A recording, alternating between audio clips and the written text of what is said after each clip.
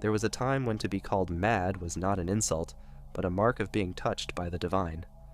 Carl Jung, in the depths of his visionary red book, recorded a passage both haunting and prophetic. He wrote, "When the desert begins to bloom, it brings forth strange plants. You will consider yourself mad, and in a certain sense, you will in fact be mad. To the extent that the Christianity of this time lacks madness, it lacks divine life. Take note of what the ancients taught us in images. Madness is divine." This is not metaphor, it is a surgical diagnosis of spiritual decay. In Jung's vision, modern Christianity had forgotten something essential, not a ritual, not a dogma, but the electric, divine madness that once pulsed at its core. A madness not of chaos, but of transcendence. A madness that comes when the soul tears through the veil of ordinary life and touches something larger than the mind can contain. And so Jung warns us, you were never meant to be merely sane. The full spiritual life cannot fit within the parameters of polite rationality. True spiritual awakening demands rupture, requires madness, not pathology, but ecstasy, vision, and the surrender of ego. To understand what Jung meant, we must go backwards, far beyond modern psychology, and deep into the roots of philosophy and mysticism. In Plato's Phaedrus, Socrates describes 4 kinds of divine madness.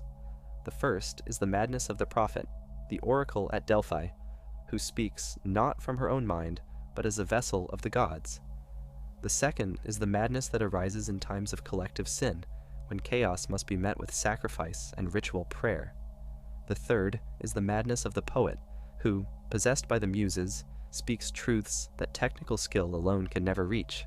And the fourth is the madness of love, the irrational and uncontrollable force that draws souls toward each other and the divine. Socrates was clear. These forms of madness were not to be feared. They were sacred. They were the channels by which the greatest blessings flowed into the human world. Madness, he said, provided it comes as a gift of heaven, is the channel by which we receive the greatest blessings. This is what Jung was pointing to. Not modern madness as dysfunction, but ancient madness as initiation. During the Renaissance, thinkers like Marsilio Ficino and Erasmus revived these ideas.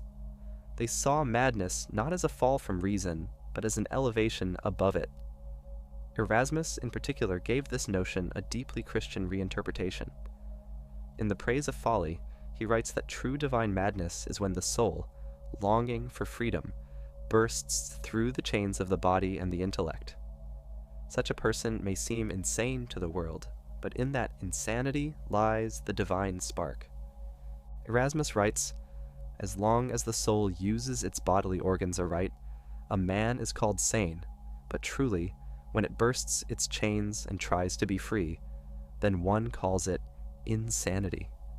And yet men of this kind too we find foretelling things to come, knowing tongues and writings which they had never studied beforehand, altogether showing forth something divine." This is the paradox. When the divine touches a person, the world calls them mad. Jung knew this all too well. After his break with Freud, Jung descended into what he himself feared might be psychosis. He began to hear voices, see visions. He conversed with figures like Elira and Salome. He followed serpents into the depths of the psyche. For years, he wandered the desert of his own unconscious, harvesting the strange plants that bloomed there.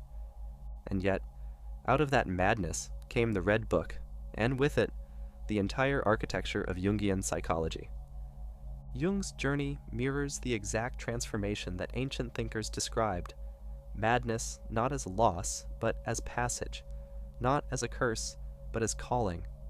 And this is what he saw lacking in the Christianity of his time. Not enough madness, not enough vision, only systems, sermons, and sterile morality. No possession, no ecstasy, no burning bush. To Jung, the absence of divine madness was the death of divine life. Jung believed that divine madness is not an accident of the psyche, it is a necessary stage in the evolution of consciousness. In a world obsessed with control, logic, and scientific reductionism, this idea sounds almost dangerous, and that's precisely the point. Divine madness is dangerous. It tears down false identities.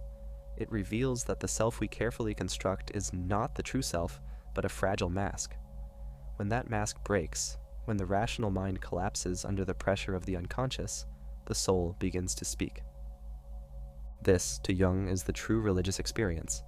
He called it individuation, the process by which a person becomes whole. But this wholeness is not comfort. It is not peace. It is not moral cleanliness. It is madness in the truest sense, the surrender of all that once seemed certain so that something deeper, more authentic, more divine can emerge. In the Red Book, Jung wrote in a prophetic tone, like one possessed, "You will consider yourself mad, and in a certain sense you will in fact be mad." But he does not mean mentally ill. He means cracked open, penetrated by forces that lie beyond personal will, the forces of archetypes, of myth, of symbols that have lived in the human soul for thousands of years. And he saw this as Christianity's great forgetting. Jung did not reject Christianity. He revered its inner truths. But he believed modern Christianity had sanitized itself, abandoned its mystics, its visionaries, its poets and prophets. What remained was a hollow shell, a religion of obedience without awe, of doctrine without dissent. And dissent, Jung insisted, was essential. Descent into hell in the future. He titled the chapter, Hell not as punishment but as psychological necessity, the journey into the underworld, the confrontation with darkness, the death of certainty. This is the terrain where divine madness begins. The ancients knew this. Dionysus, the Greek god of wine and ecstasy, was also the god of madness. His followers would dance into frenzy, tear apart their identities, and be reborn through wild, terrifying ritual. This was not mere chaos, it was initiation. And in those moments of madness, the divine broke through. Christian mystics, too, carried this tradition. Hildegard of Bingen heard voices and saw celestial visions. John of the Cross endured the dark night of the soul. Teresa of Avila described rapturous ecstasies that bordered on delirium. They were not praised in their time. They were often dismissed, ridiculed, even persecuted. But Jung saw them as models, individuals who had crossed the threshold of ordinary consciousness and returned bearing divine fire. In modern life, these experiences are pathologized. A vision is labeled hallucination. Ecstasy is reduced to neurochemistry. Madness is treated only as a disease to be eradicated. And thus, divine madness has been exiled from the soul. Jung found this spiritually catastrophic. When we lose madness, we lose initiation. When we lose initiation, we remain stuck, cut off from the depths of ourselves. We live shallow lives, ruled by social conformity, and wonder why we feel empty. To the extent that the Christianity of this time lacks madness, Jung said, it lacks divine life. This statement is both diagnosis and lament, but it is also an invitation. Jung's entire system of psychology invites the individual back into the cave, into the desert, into the depths where the strange plants grow. It is a return to the sacred, not through reason, but through surrender, through breaking open, through what looks from the outside like madness. Erasmus understood this too. He described two kinds of madness, one born of disease, and another born of divine fervor. The difference is subtle, almost indistinguishable. Both look irrational. Both confuse the senses. But the divine kind comes with illumination, with a new tongue, a new sight, a voice that speaks of things never studied, yet somehow remembered. He wrote, "If insanity happens through divine fervor, it may not be the same kind of insanity, but it is so like it that most people make no distinction. This is the burden of those who awaken. They are called mad, but in that madness is the seed of life." Jung saw himself not as a guru or prophet, but as a mapmaker. He had walked into madness and returned with coordinates. He had tasted the divine and survived the burning. And he warned us not to avoid madness, but to embrace the right kind, because without it, the soul remains asleep. It is not the absence of madness that keeps a person sane, but the alignment of madness with meaning. This was one of Jung's most dangerous insights. He saw that the modern world suffers not from too much irrationality, but from too little. The soul no longer speaks in visions because the channels have been sealed off. Myth has been replaced with information. Symbol has been replaced with dogma.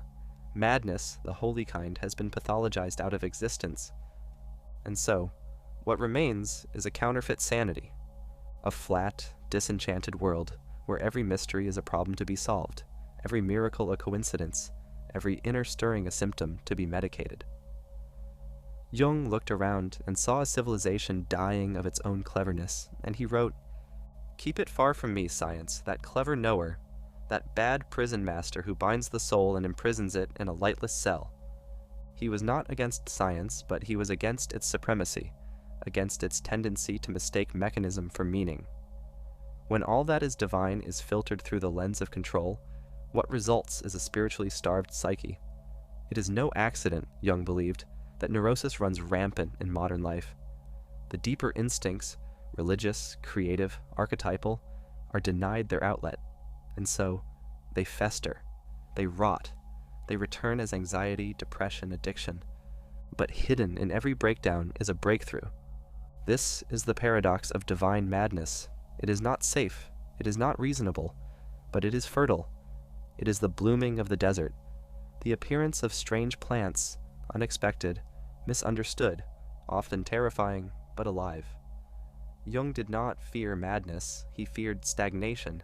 He feared the well-adjusted person who had never questioned the system, never shattered the illusion, never wandered into the wilderness of the soul.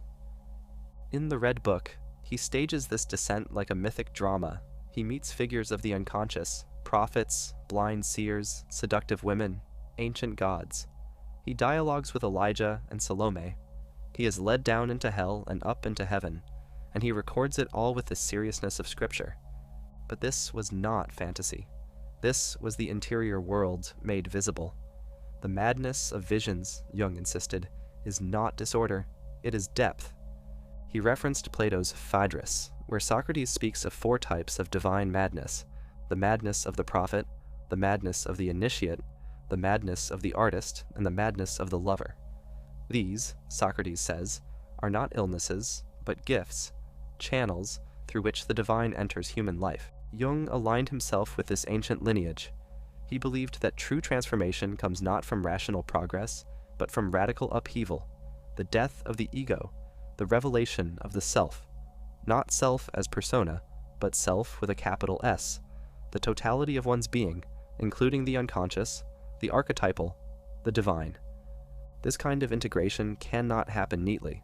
It requires rupture, madness, and Christianity in its modern form had forgotten this. Where once it offered symbolic death and resurrection, it now offered moral rules and public virtue. Where once saints heard voices and bore ecstatic visions, now the faithful were expected to behave, to be good, to be sane. But Jung asked, what if the madness is the way? He cited Erasmus, who, in Praise of Folly, described a divine madness that bursts the soul's chains, a madness that frees, that opens the individual to prophecy, to insight, to knowledge never studied but deeply known. This madness, Erasmus wrote, is so like insanity that most people make no distinction. And that is the tragedy. Because in dismissing all madness as illness, we throw away the path to the soul. Jung believed we must reclaim it, not to glorify illness, but to recover initiation, to embrace the moments when the ego cracks, the world trembles, and the unconscious erupts. These moments are not mistakes. They are messages. He wrote, "Take note of what the ancients taught us in images. Madness is divine. It is through these images, dreams, symbols, visions, that the soul speaks its truth. And those who follow this voice, those who descend into their own hell, face their own death, embrace their own strangeness, they are the ones who awaken, not comfortably, not cleanly, but wholly. To be sane in a sick society is no virtue. To be mad in the name of the divine, that may be the most honest thing a person can do." And that, Jung believed, is what Christianity had lost. But how does one live in a world that no longer recognizes the sacred value of madness? This is the quiet suffering of modern man, not that he is mad, but that he is forbidden to be. He is told to be efficient, to be well-adjusted, to take the pill, fix the problem, rejoin the assembly line. And if he begins to hear the whisper of his soul, if he dreamed strange dreams or weeps for no reason, he is labeled defective, broken, unstable. Jung saw this as a form of collective repression, a mass denial of what makes us human, the mythic, the irrational, the divine disorder at the center of creation. He once said that the gods have become diseases. The archetypes, once honored in ritual and story, now emerge as pathologies. Dionysus becomes addiction, the prophet becomes psychosis, the visionary becomes a lunatic, and yet in ancient times, these same experiences would mark one as chosen, as touched by something beyond. What changed? We stopped listening. We stopped honoring the madness. We began to fear the desert. But it is in the desert that the soul speaks most clearly, when all distractions fall away, when the world no longer gives us meaning and we must generate it from within. Jung knew this space intimately. He wandered through it during his confrontation with the unconscious. He lost his identity, his purpose, his sense of reality, and found, underneath it all, a deeper self, not a constructed personality, a living myth. When the desert begins to bloom, he wrote, it brings forth strange plants. Those plants are the symbols that rise from the unconscious, the serpent, the tree, the temple, the flame. They emerge unbidden, often in moments of deep suffering, a divorce, a death, a breakdown, and they bring with them not answers, but images, fragments of something holy, something wild. And in the moment that these images appear, we are tempted to dismiss them, to explain them away. But Jung urges us to pause, to listen, to imagine that perhaps this madness is not a mistake, but an initiation. There is something profoundly dangerous about a society that makes no room for sacred madness. It creates men who live in fear of their own depths, women who silence their intuition, children who are never told that it's okay to feel broken or wild or lost. But it is precisely in those moments, when all seems lost, that the door opens. Jung did not believe in the sanitized version of healing. He believed in transformation, in death and rebirth, in madness that births meaning. You will consider yourself mad, he wrote, and in a certain sense you will in fact be mad. This is not to say every psychological collapse is sacred, but some are. Some are invitations. And to ignore those invitations is to remain asleep. To the extent that Christianity of this time lacks madness, he wrote, it lacks divine life. That was his warning. Not that madness is to be sought for its own sake, but that without it, there can be no awakening, no confrontation with the shadow, no death of the false self, and no birth of the true one. The Christianity Jung admired was not the one of moral dogma and behavioral perfection. It was the one that bore the mystery, the madness, the paradox, a crucified God, a virgin birth, a resurrection. These are not rational ideas. They are archetypal explosions. They bypass the intellect and hit the soul. But over time, the church domesticated the wildness. Mysticism gave way to bureaucracy. Inner vision gave way to outward conformity. The ecstatic became heretical. And those who still heard voices, who still burned with divine fire, were cast out, labeled insane, or worse, evil. But Jung remembered what the ancients knew, that divine madness is not an error. It is a birth canal. Socrates was considered the wisest man in Athens, yet he followed a daimonic voice that spoke only to him. He trusted his inner madness more than the logic of the crowd. Plato wrote that the greatest blessings come through madness when it comes as a gift of the gods. The poet, the lover, the seer, all are mad, but their madness is sacred. Erasmus, too, saw this. In Praise of Folly, he described the moment when the soul breaks free of its bodily chains. This, he said, is called madness, but when it is driven by divine fervor, it is not madness at all. It is revelation. And yet, he admitted, it is so similar to insanity that most people make no distinction. That's the risk. That's the razor's edge that Jung walked. To open yourself to divine madness is to risk misunderstanding, to risk alienation, even to risk being consumed, but to refuse it is to live half a life of polite numbness, of spiritual anemia. In the Red Book, Jung does not describe a neat path. He describes a descent, a terrifying unraveling, a confrontation with all that is irrational, immoral, untamed. He lets himself go mad on purpose, so that he might find what lies on the other side. He writes not to instruct, but to testify, to bear witness to a journey that cannot be mapped, only lived. And now, over a century later, his words still ring with fire. To the extent that the Christianity of this time lacks madness, it lacks divine life. This is not just a critique of religion. It is a critique of modernity itself, of any system, religious, political, psychological, that denies the soul its strange blooming. And what is that blooming? It is the emergence of your true self from beneath the rubble of who you were told to be. It is the moment when your dreams no longer make sense, and that is their power. When your pain begins to sing, when your tears become prayers, when your mind, finally, beautifully cracks, and light floods in. Jung did not want us to seek a madness, he wanted us to honor it, to stop pathologizing every rupture, to stop fearing the soul's eruption, to stop calling sacred experiences symptoms. He knew the difference between psychosis and prophecy is often perception. Between insanity and inspiration is often courage. Between the soul's madness and the world's madness is often silence. And that silence is where the work begins. In the end, the path to the divine is not paved with certainty, but with strangeness, with surrender, with symbols that make no sense to the intellect, but perfect sense to the heart. The divine is not reasonable. It breaks, it burns, it sings in strange tongues. It is, as Jung warned us, mad, but without it, we are merely functional, efficient, proper, and dead inside. So listen closely. When the world tells you to be sane, be careful. It may be asking you to kill what is most sacred in you.